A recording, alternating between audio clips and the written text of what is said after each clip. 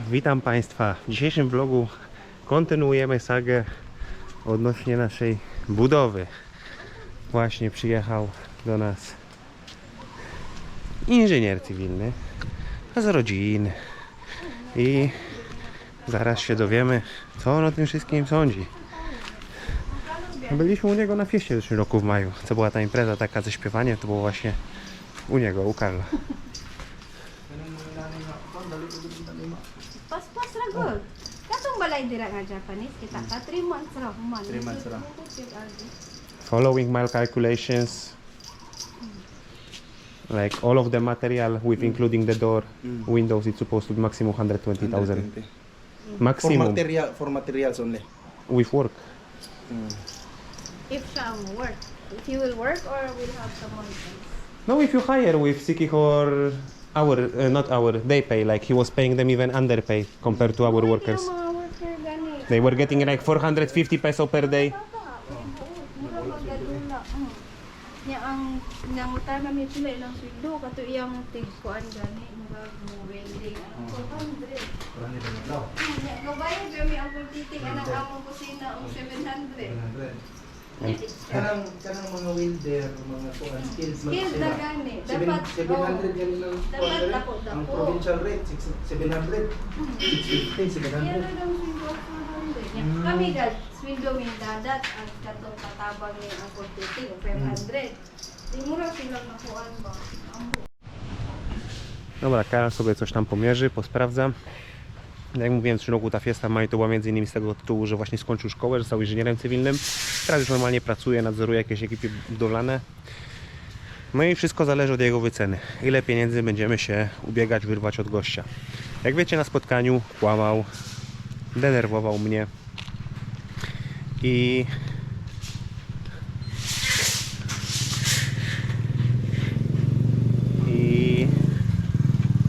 nie przyznawał się. Chociaż wszystko mieliśmy udokumentowane, także koniec końców stanęło na naszym. Ale 1 czy tam 2 dni po... 1 albo 2 dni, następnego dnia albo 2 dni potem. Po tym spotkaniu w Barangaju wysłał do mamy wiadomości, kazałem nie odpisywać na te wiadomości. Wkleję tutaj po filipińsku i wkleję też tłumaczenie takie na język urzędowy, ciężko jest przetłumaczyć, ale na język urzędowy, że on przeprasza, że przyznaje się do popełnienia błędu, że narkotyki weszły mu w życie i to był też problem, że się mnie boi, ale powiedziałem mamie, że po prostu nie odpisywała. Gramy sobie w grę psychologiczną z tym gościem. Nie będziemy z nim rozmawiać na stopy prywatne, będziemy się kontaktować tylko i wyłącznie przez Barangaj, aż ustalimy po prostu, jakie będzie wyjście z tej sytuacji. No ale zobaczymy, co uda się ustalić z Karlem. Karol sobie robi zdjęcia wszystkich błędów budowlanych, które zostały tutaj popełnione przez niego. Ja też wiem, są błędy budowlane popełnione. Wyłapałem je już podczas etapu pracy, ale ja powiedziałem, że nie będę się wtrącał, niech robią tak, jak robią na Filipinach i zobaczymy, jak to będzie.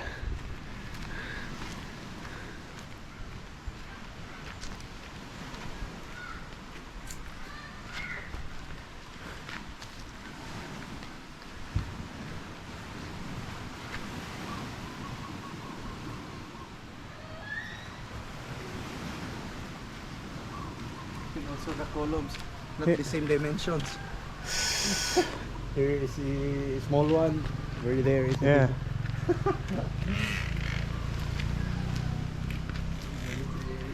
25, 20. Oh, this is 20. It will be 25. But although you can justify it on your plastering. yeah, it can be fixed. Everything Yeah, can it be can be fixed, but it will take extra time. Yeah, and extra money. And the problem is, he lies that he spent all of the money on material. That material Materials. cross the final price that he give, that we write a deal about. But he already committed, Yes. because we were in Barangay, and 2 days after Barangay he committed that it was his mistake, that he started doing drugs and okay. things like that. So he Okay. already committed that it's his mistake, and So he will. So now everything depends on civil engineer. What price you will give, like how much material was used Yes, here, yes. plus work, and the rest of money we are claiming from him in Barangay. Okay. But we Because since beginning I didn't like count properly, but yesterday or when Loy was speaking with you maybe 2 days ago, I sit and I start counting the hollow blocks and everything, how many cement bags approximately. And it came for me like with work, like normal tempo, like the building that they finished there in 2 months. 2 months. It's supposed to be like maximum 120,000 peso with work, with windows. With toilet in the toilet, small shower, like included also like 7,000 each toilet to finish it inside. Even if you will say like 150,000 work and materials, and 150,000 is his like income. And I think like it's achievable because last year I was building the kitchen there with hollow blocks also. But if you will check my walls are straight and everything. So it depends what you're gonna say Okay, as I a will- civil I will- engineer. Yes, I will. And- Make a bill of quantities. And then we Then claim from I will- Himat Barangay. Yes. And also I will just use the Sikihor price rate if it's okay for you. I think I so. will use because Mas, ano, because I think they'll just purchase this one here in Lazi. yeah. Like hollow blocks they were making by themselves Nice here. Cebu. Ay, say, una yun, Ang iyang tiles, kuan, ari lang Cebu yun, murag Cebu. He was lying, I don't know, he was telling that he bring all of material from Cebu because when he started he was asking for like 100,000 to buy all of the materials to order from Cebu. In So yeah, Una na nga siya 50,000, then 100,000, 200, then nilak na mig 200, muna tong nilaylo ko kay Kalabira Murag kuana, man. Dugay kaayo niya. Si mama ang na may progress nabili. wala po. Hinay Nabuang the extra. Then iya ra patunghaan sa 2 days, 3 days. Ay na po siya kwarta, patunghaan na po niya 2 days. May mga imo to ni anak ko ay. Pero dili na kuanin niyo sa barangay. May nasa statement niya Oh, naadit nga to. kayuan muhatag siya willing siya muhatag sa. After. Okay. I-settle na lang, Sige, maoy sige. kuan, settle. Willing siya. Then anak ko niya, okay ka mo kuan na mo. Kanang lisensyado man ang amo paong city. Ganahan Daan na ko ka. gani ning kuan Pagdalag. Oh, ang akong yun ang una ni, ang back job. Kami Gasto gyud. maupusuan. Magasto pa correct. Instead ba? May magunang kung magtrabaho, buhaton tanan usak ko. Pwede Sakto. mag-usog-usog. Mas magastuan man og magsige og kanang sige magsige. back job. Mugay na mas ganang ko bahalag sa mahal or Magamahal, o basta kay wa na yung basta utronon. di na magsibalik-balik usog-usog. Mo man ay mahal og sa mo. it would be much more easier to fix if the thing that are done would be done properly, like straight walls even. Yes. But how much time you need to spend like to straight this column, like half day of work or 1 day of work. To straight the wall there, another day of work, another cement because you cannot use only skim coat and it's only like 2 centimeters or something. Straight the front wall, like straight all of the walls basically to make them looking like they supposed to be. Because if we plan rent out that to tourists in the future, like it would be a shame when they will arrive and like shame not only for me but also for Philippines. They will come and they will say like, what the fuck is that buildings? Isa lag. Ay klaro man gud. Kahibat gani imong tan-aw no kung But they are also different size, the columns. One is Yes, 25, another 30. Different sizes. Also here on the room. I think it's 350. It's a big difference. Carl also spotted what I was telling you, that he's welding not even rebars Yeah. inside the columns. Like it's also construction mistake. If you would have strong earthquake, it's much more worse for the building than using rebars and tire wire. Because it's supposed to be elastic, have a space to move, and he just weld everything together. Oh, giwala din Since the beginning I was telling you about that, but I don't know anything about construction. Uses Dili kay when it's Pacquiao Manggod, you already trust that person to do the job correctly. So it's like you're giving him the trust. And this is the result. Then sige Result siya of your niya trust. but Pacquiao is more likely riskier Yeah, very compared than you pay them they what you call that adlawan. Adlawan is better na lang no when Because you you're can there. adlawan is better if you are here also. Kaya if you're not satisfied, you can let them stop. Then continue with someone else with lesser loss. No? yeah, but now we are here, so we just need a good price from civil engineer. We claim it from him at Barangay. If he don't have money, I already told, I am taking his car, his motorcycle, I will sell Yes, everything yes. what he has. Yes, it's valid. You can take anything valuable to him. If it costs same with Value. same value. Of the damage that was done. Yeah. Because when I am looking on that, I was also not counting, but I think like I need at least 150 to finish that and make it proper from now on. Ako pa na kuan. Because floor is also not even. I am just walking on the floor on the tiles and I am feeling like higher, lower. So Paana daw ang sabi. It's Ulos yun ni halos. inclining. In some part it's slow. Ito, kani mga nan, ito kay gasto ng mga Dali ra jud ta ni Carl mo Wala misali naman kay gasto ng- ni kuan kay gamay baya duha ka unit ko sus duha ka Wala. bulan. Pila ra okay na na. kaasop niya. Niya sa ceiling, nagamit to pulong. dobrze, moje mili. Pora odpowiedzieć na komentarze spod tego filmu pod tytułem Oszukani na Filipinach. Konfrontacja z wykonawcą. Pojawiło się wiele komentarzy, na które wydaje mi się, że nie wystarczy tylko odpisać, bo nie wszyscy to zobaczą. Także nagramy na ten temat film. No i tak jak widzieliście, jesteśmy już po spotkaniu z Karlem, z młodym inżynierem z rodziny, który obiecał, że jutro, 12 stycznia, to już najpóźniej do 14 stycznia będziemy mieli pełen kosztorys tego, ile zostało materiałów wykorzystane, ile robocizny zostało wykonane, jeżeli chodzi o cenę oraz co on uważa, jaka cena, jaka kwota jest potrzebna, żeby to jeszcze poprawić i wykończyć. No ale to zobaczymy, to jest kwestia najbliższych dni, także będzie kolejna aktualizacja tej sytuacji. Jedziemy ze wszystkimi komentarzami po kolei. Zaczynam od góry. Nie wiem jak one są posegregowane, czy 68 komentarzy łącznie. Zdzisław Zatorski. Aleksander, nie da się oszukać tym złodziejom, kontraktor musi być uczciwy jako wykonawca, a nie oszust. W świecie idealnym tak jest, ale tak jak wspominałem w tym filmie odnośnie tej budowy, różne rzeczy w życiu widziałem, różne rzeczy w życiu przeżyłem. Łącznie z tym to jest taki... Jak to nazwać? Brakuje mi słowa po polsku.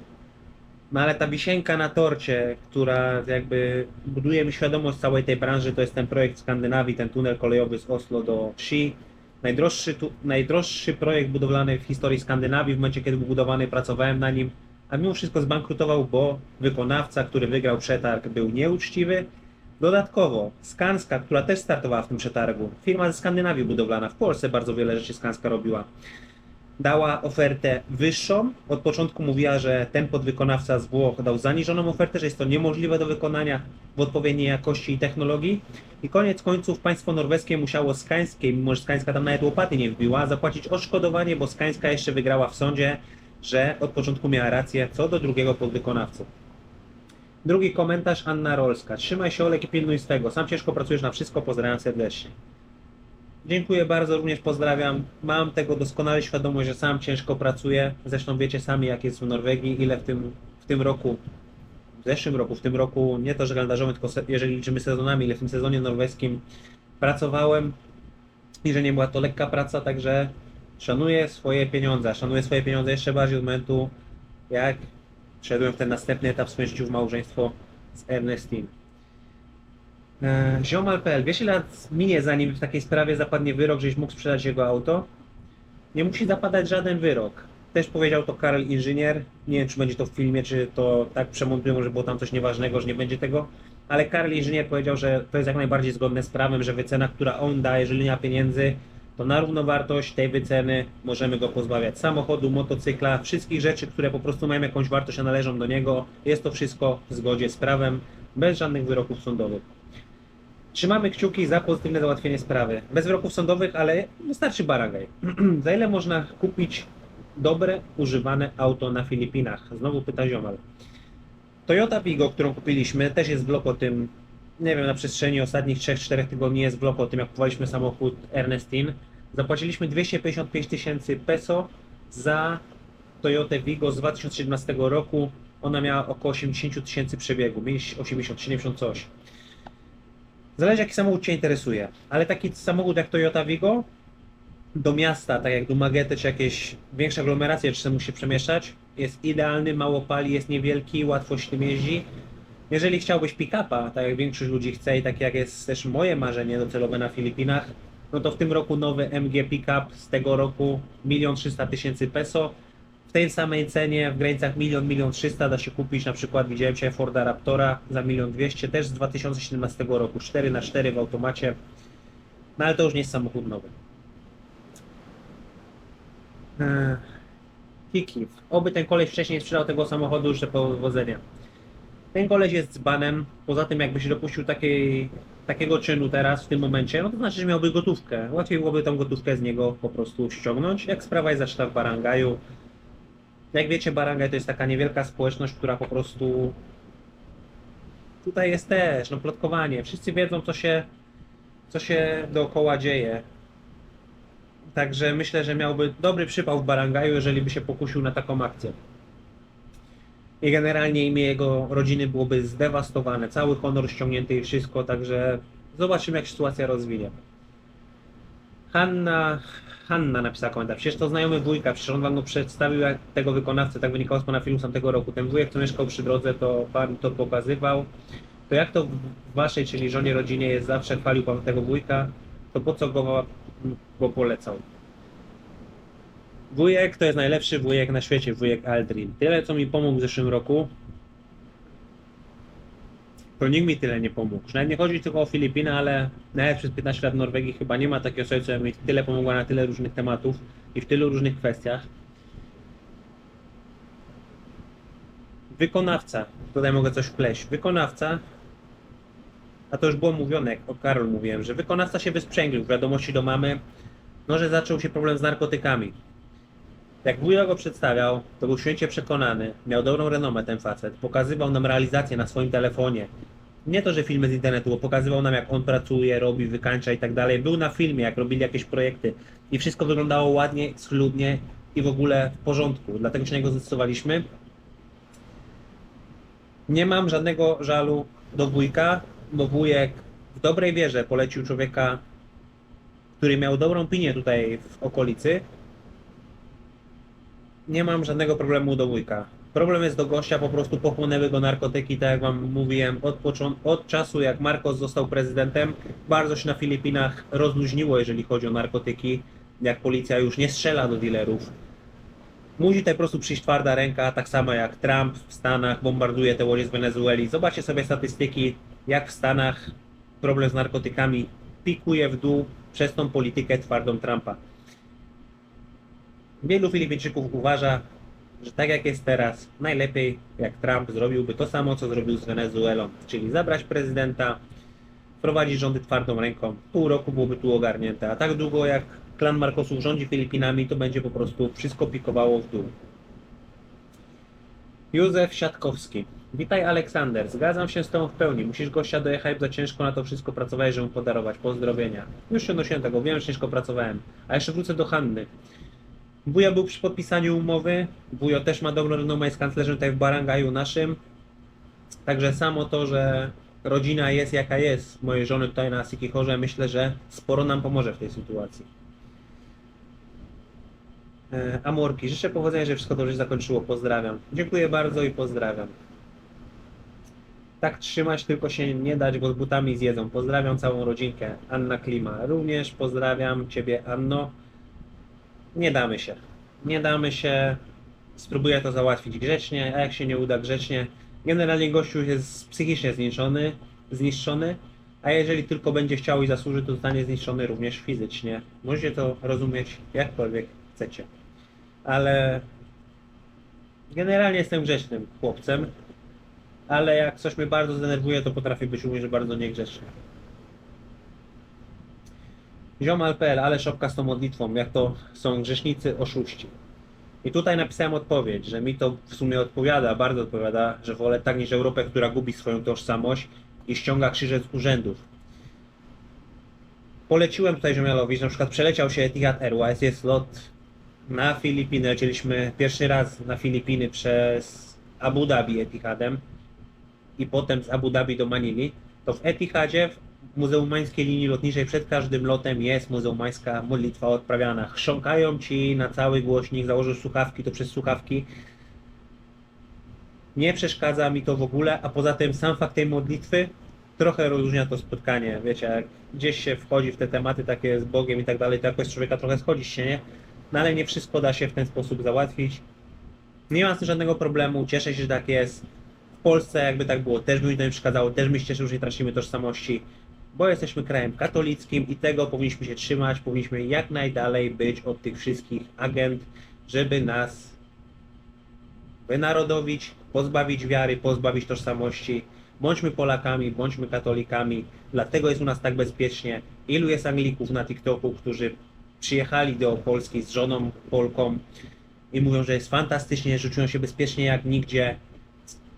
Cenią to, co oni już stracili. Oni stracili swoją tożsamość, a my jeszcze ją mamy, także jej brońmy za wszelką cenę. Nie musimy być wierzącym, praktykującym, ale naprawdę to, jak macie w Polsce dobrze, przez to, że jest taka kultura i religia, jaka jest, po prostu trzeba to docenić, ale to trzeba zrozumieć najpierw. Najlepiej wyjechać sobie do innych stolic europejskich, do Berlina, do Paryża, do Oslo, do Sztokholmu. Przejście po tych dzielnicach nie najczystszych, najbardziej popularnych, ale po tych właśnie, gdzie tej tożsamości już nie ma, gdzie są dzielnice w pełni muzułmańskie. I zobaczymy, czy nie zatęsknicie za warszawską Pragą na przykład. Uznawaną z najgorszą w Warszawie kiedyś, nie wiem jak jest teraz. Także doceniam to, że ta modlitwa jest, że się modlą przed każdym większym spotkaniem rodzinnym. Bardzo mi to odpowiada. Trzeba wychować kolejne pokolenia w dobrej wierze. Teresa Leszczyńska, Olej, jesteś mistrzem, trzymają na wodzy, Aleksander, jedziesz z nimi, pozdrawiam. No aż się trzęsłem, nogi to mi tak chodziły, naprawdę do niego jeszcze miał taki głupi uśmiech na twarzy. Cokolwiek się mu nie powiedziało, jak prułem na niego japę, to nie schodził mu taki durny uśmiech z twarzy. Miałem ochotę mu po prostu trzepnąć, żeby mu ten głupi uśmiech chociaż na chwilę ściągnąć z tego łba. No ale obeszło się bez tego na razie. No ale facet przy kapitanie powiedział, że on się mnie boi, że on by przyjechał tutaj do nas, z nami porozmawiać na miejsce, ale on się nie boi, że ja mu zrobię krzywdę. Bardzo dobrze, niech się boi. Wiadomości do mamy, te co napisał, się przyznał do narkotyków, co przyznał się do winy całkowicie, też napisał, że się mnie boi. Niech się boi, a gra psychologiczna jest cały czas w toku. Ziomal, kolejny komentarz, bo w Polsce bierze się rzeczoznawcę i idzie do sądu, a nie lata do wójta na skargę. I takie sprawy ciągną się latami. Nam spieprzyli panele podłogowe, które nie osiadły, tylko odchodziły od podłogi. Kilka lat sprawa trwała i potem musiał wejść komornik. Nie do końca rozumiem, jak panele nie osiadły, tylko odchodziły od podłogi.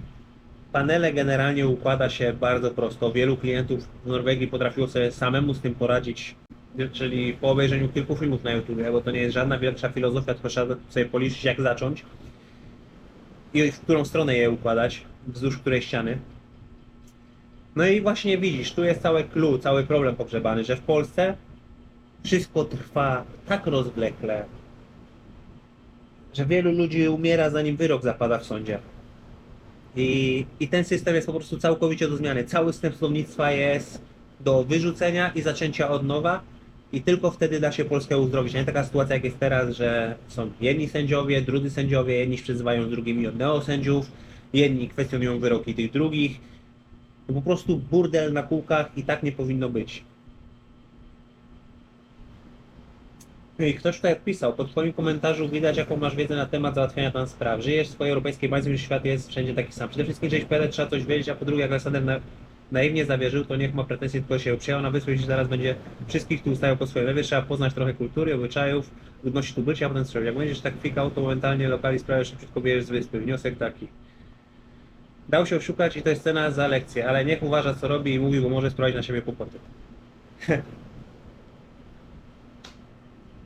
Niech przyjdą te kłopoty.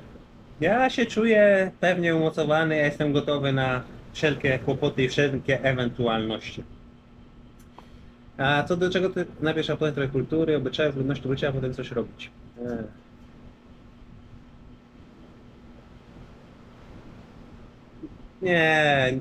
Nie wydaje mi się, żeby przyszedł taki moment, że nagle lokalni sprawią szybciutko z wyspy wyjadę. Myślę, że to nie nastąpi. Może jestem teraz trochę zbyt pewny siebie, ale nie, zobaczycie. Zobaczycie i ja zobaczę. Oleg, walcz do końca, zwłaszcza, że masz sobie żonę Filipinkę i jej rodzinę.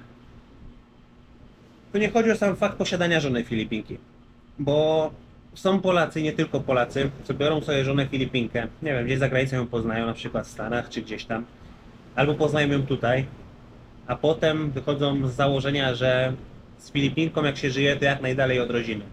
Jadą na jakąś inną wyspę, są całkowicie nowi i ona też nowa, ona tam nikogo nie zna, nie ma żadnych możliwości. Idzie do barangaju, jest całkowicie anonimową osobą.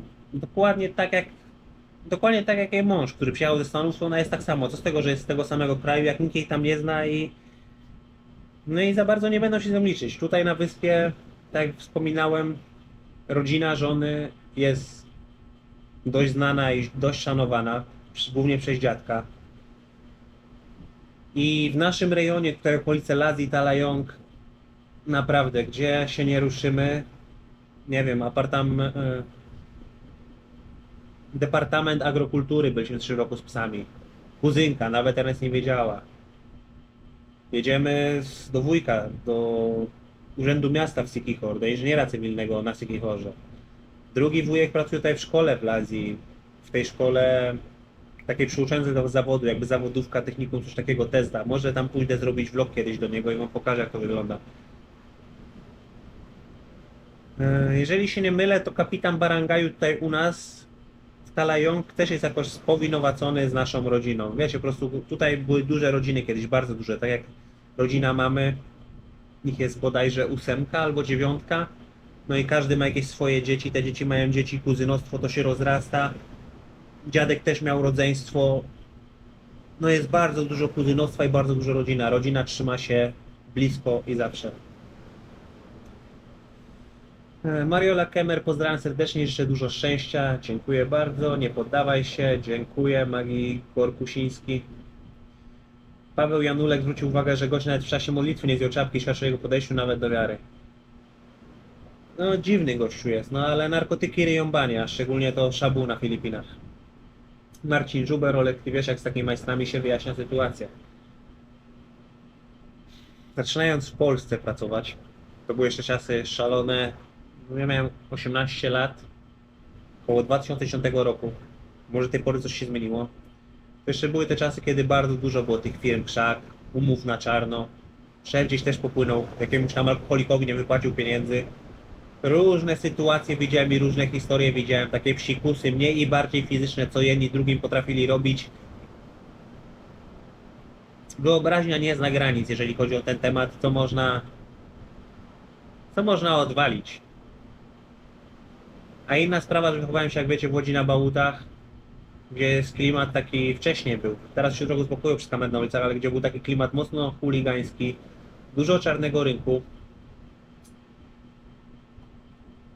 No też różne historie tam były, że łapali kogoś celowo, polowali na niego, 2 ręce, 2 nogi połamane.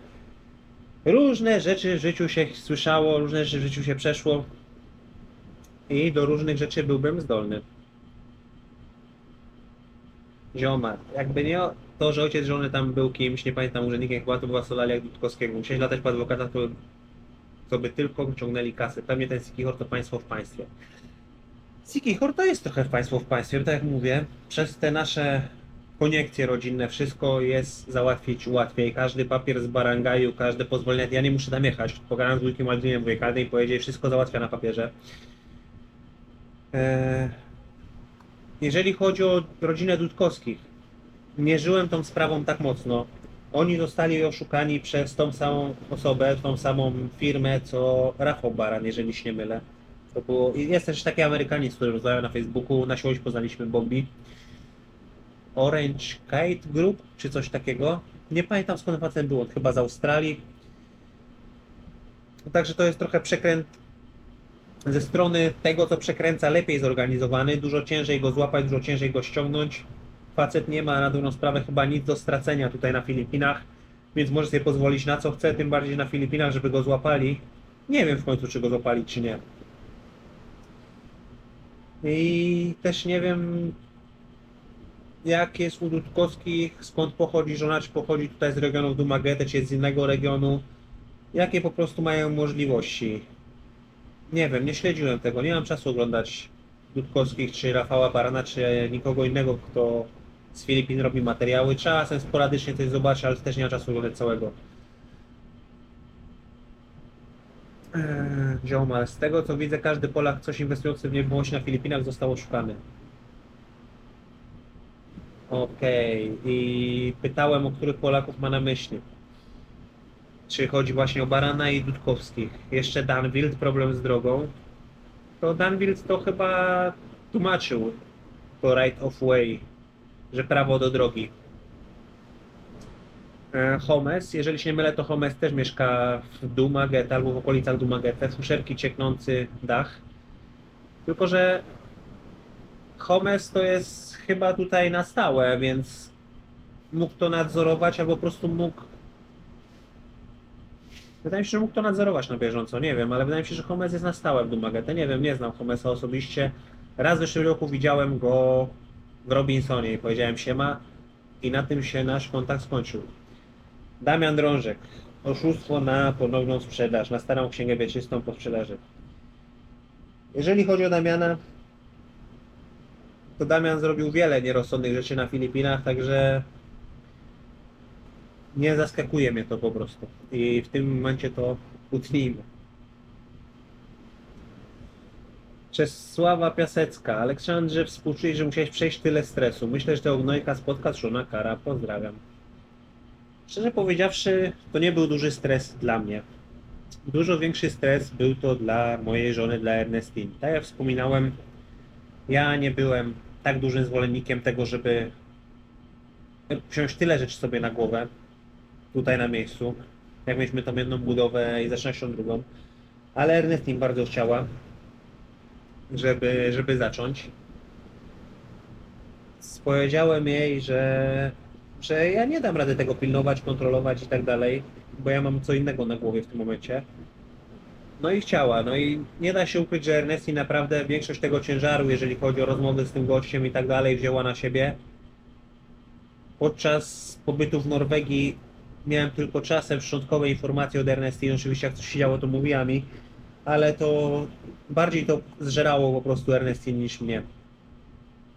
A teraz musimy z tego wyjść, no ale wyjdziemy z tego na luzaku. Nie jest taki, że się wychodziło. Pozdrawiam serdecznie, życzę zdrówka. Mirosław Kopaczewski również pozdrawiam. Krystyna Kowarska pozdrawia. Tomasz Przybyliński, siema. Jak już takie sprawy miał ten koleś, to pójść go z torbami, żeby w końcu się nauczył, że tak się nie robi, mordo. Postaram się go nauczyć. Będzie miał nauczkę na całe życie, chociaż nie zdziwię się, jakby się facet zdecydował po całej tej sytuacji, biorąc pod uwagę fakt, że narkotyki ryją banie, że sobie facet może życie skrócić, bo nie odpuszczę mu po prostu. No. Nie ma takiej możliwości na krok w tył, na pójście mu na rękę w jakikolwiek sposób. Będzie dojechany do spodu, dopóki ja nie będę zadowolony. Irecki. Mam nadzieję, że facet wybuli się z kasy za przekrętem. Trzeba stać nad nimi, pilnować, jak robią inaczej, ściemniają i kłamią. Będę za 4 dni w twojej okolicy. Mam nadzieję, że sprawa się rozwiąże. Mr. Franonland. Irecki odpisał, że będzie na Sykichor. Irecki. Jestem w Lazji, w Talayong. Wkleję tutaj miejsce, w którym jestem, chociaż w zeszłym roku Jan z Chicago bez problemu mnie znalazł, jak przyjechał sobie na wakacje, bez zapowiedzi wpadł do mnie widz na kawę. Zapraszam na kawę, jak wiecie, nie spożywam obecnie alkoholu w tym roku. Mogę wam powiedzieć w tym momencie, że nie spożywam alkoholu już od 16 dni, 2 minut i 59 sekund. 16 dni i 3 minut właśnie wybiło. Także zapraszam na kawę, herbatę. Jeżeli pływasz, możemy popływać w morzu. Może pojedziemy na wodospad jakiś. No zapraszam. Pod każdym moim filmem jest link do mojego Facebooka. Jeżeli korzystasz z Facebooka, znajdź mnie, napisz do mnie wiadomość. Nie ma problemu, z przyjemnością. Tomi spyta. Pozdrawiam serdecznie. Kapitan to jest jak dzielnicowy. Powodzenia. Dziękuję bardzo. Kapitan to nie jest dzielnicowy. Bo barangay to najmniejsza jednostka administracyjna na Filipinach. Odpowiednik takiej polskiej wioski, dzielnicy czy okręgu. I stanowi podstawową jednostkę samorządu lokalnego. Zarządzany jest przez własnych przywódców wybieranych z tej społeczności. Nieważne ile ten barangay ma osób, nie wiem, 100, 400, 1000 czy ile. I ta osoba jest po prostu bliska wszystkim tym, którzy tam mieszkają. I najbliższy jest takim zwykłym, codziennym potrzebom obywateli, mieszkańców danego barangaju. W Polsce często jest tak, że wybierany jest jakiś prezydent czy jacyś ludzie do jakiejś rady miasta. No i na dobrą sprawę nie ma za bardzo z nimi nawet możliwości kontaktu czy niczego. A tutaj właśnie jest barangaj i wszystkie sprawy generalnie zaczynają się od poziomu barangaja. Nie pójdziesz na policję, z policją odeszą cię z reguły do barangaju, przeprowadzić za coś przez barangaj. I bardzo odciąża to system, myślę. Myślę, że to jest system ciekawy i ciekawe jakby to funkcjonowało w Polsce właśnie, jakby podzielić taką Łódź, może nie tyle na dzielnicę, bo Bałuty też mają z 250 000. Ile mają Bałuty mieszkańców?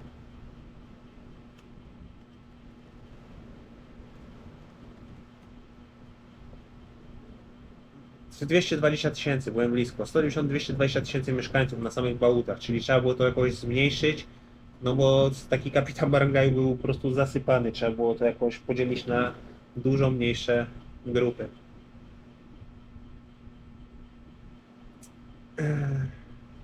No działa to ciekawie, zobaczymy z jakim skutkiem, ale na ten moment ja mówię, jestem zadowolony tym, jak szybko to idzie i w jakim kierunku to idzie. Umawiamy spotkanie 5, 7 już jest spotkanie, jest postanowione co dalej. Teraz inżynier sporządzi nam ten kosztorys, będziemy mieli kosztorys, idziemy do kapitana znowu, on znowu nam mówi na jaki dzień umawia spotkanie, on wysyła ze swojego barangaja jakiegoś gościa na motorku, za niego pracuje, który jedzie do domu do wykonawcy, mówi mu, że tego i tego dnia o tej godzinie jest obligatoryjnie wezwany do barangaju, on się musi dostosować, przyjeżdża, odbywa się spotkanie i kontynuujemy. Tomasz Strzelecki wygląda jakby był synem papieża. No i pisałem, że nie wiem jak wygląda syn papieża, ale w sumie jakbym był synem papieża, to byłbym synem bardzo wpływowej osoby, więc uznaję to po prostu za komplement, chociaż domyślam się, że była to szpilka, może odnośnie koloru moich włosów, nie mam pojęcia o co chodzi. Tomasz Koziel, Aleksander, walka z wiatrakami, Filipiny to zabetonowany świat kulturowo. Ty masz szczęście, że tam Ernesti ma rodzinę, bo gdyś był sam, to twoja racja by nic nie zaszyła, trzymam kciuki. Jak najbardziej zgadzam się z tym, że gdybym był tutaj sam, to byłbym w tej sprawie w czarnej dupie. Ale przez to, że jest jak jest, o czym mówiłem już wcześniej, odpowiadając na komentarze, to wydaje mi się, że uda się tą sprawę z sukcesem zakończyć, że będziemy zadowoleni, usatysfakcjonowani. Aleksander, trzymam Maximus. Aleksander, trzymam kciuki, aby sprawa pozytywnie dla siebie zakończyła. Niestety jesteś kolejnym Polakiem, który są szkoleni na Filipinach. Pozdrawiam Was serdecznie. Takie rzeczy zdarzają się w każdym kraju. Polacy oszukują Polaków w Polsce, Polacy oszukują Polaków za granicą, w Norwegii. Nie tylko Polaków, no ale różne nacje oszukują i trzeba się po prostu lepiej zabezpieczać na przyszłość. Co bardzo ważne, to nie jest żadna duża strata.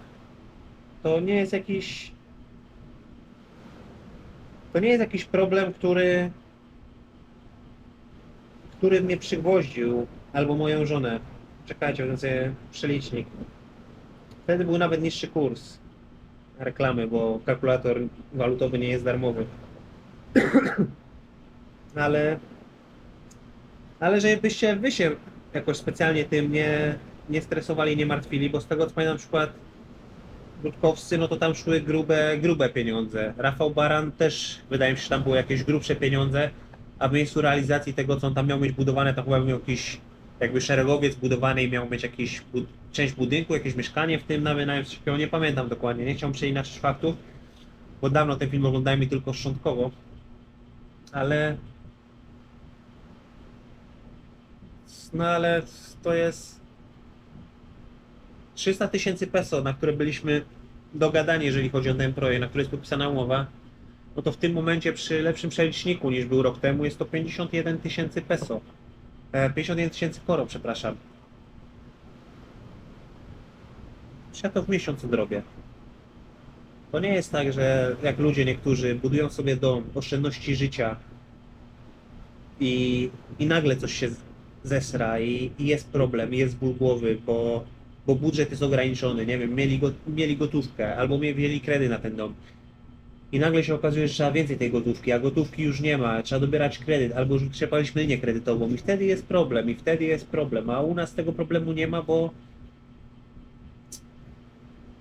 generalnie źle się dzieje, że tak się stało, no ale stało się to na możliwie najlepszych dla nas warunkach, kiedy ten nasz wkład jest niewielki, kiedy jest to bez kredytu, kiedy była to wolna gotówka, kiedy to była gotówka niewielka. No kurczę, za ten budynek umowa była taka,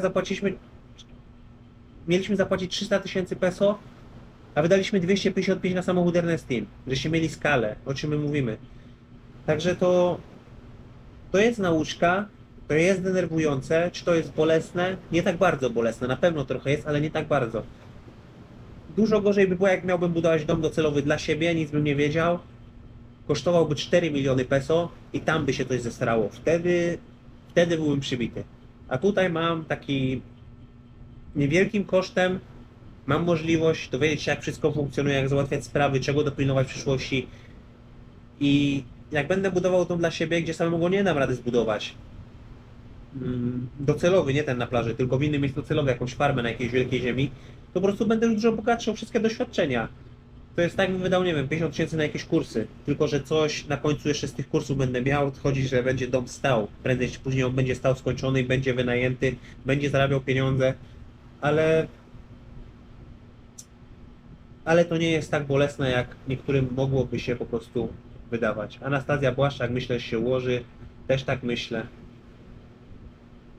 To tylko Filipiny, Ewa Kozerat. Tam nie ma żadnego prawa, sorry, brak słów, przerypane, pozdrawiam. I odpisałem tutaj, a w Polsce mamy prawo.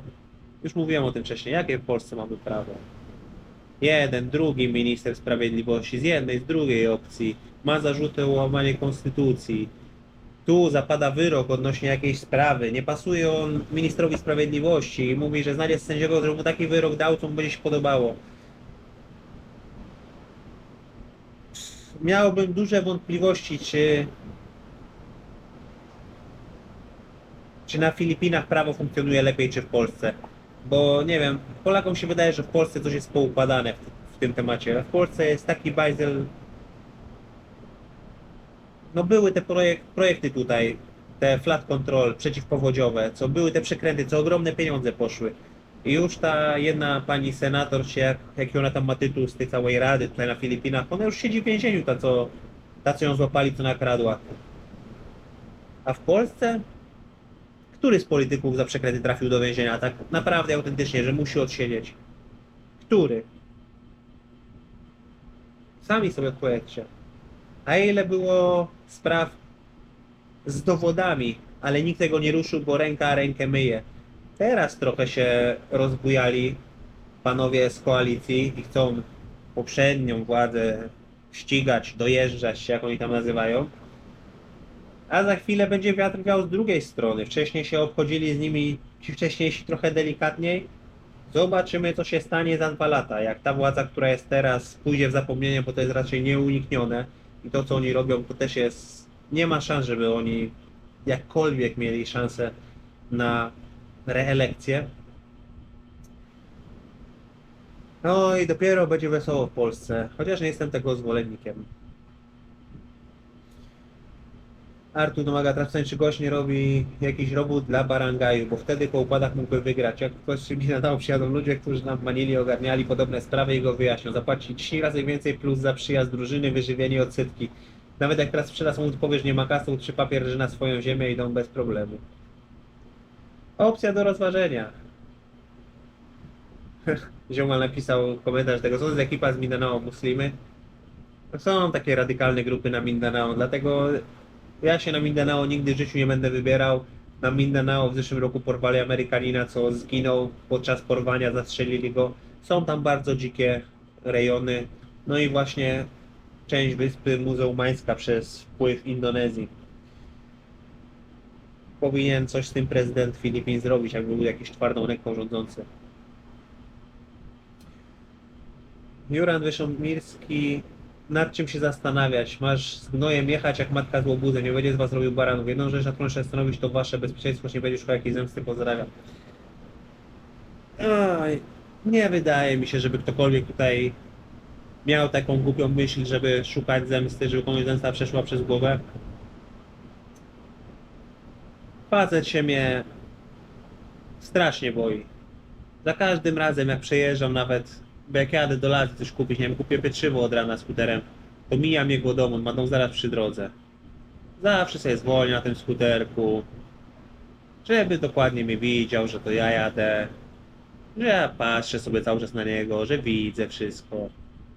Gościu jest psychicznie zmęczony, no. Pisze do mamy te wiadomości, przepraszam, przyznaj się do winy, że się mnie boi w ogóle. Zobaczymy. I Hanna jeszcze raz napisała, i tak nic pan nie wygra. Zobacz pan to Filipiny, to wasz raj, no cóż, mimo wszystko życzę powodzenia. Napisałem, że czas pokaże, Kiki napisała, pewnie czas pokaże, nie można od razu myśleć o przegranej. Oczywiście, że nie można myśleć o przegranej. Trzeba wygrywać, zawsze się myśli o wygranej.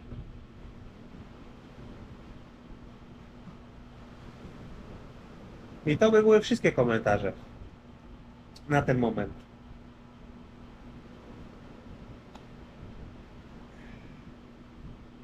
Co jeszcze mogę dodać od siebie na ten temat?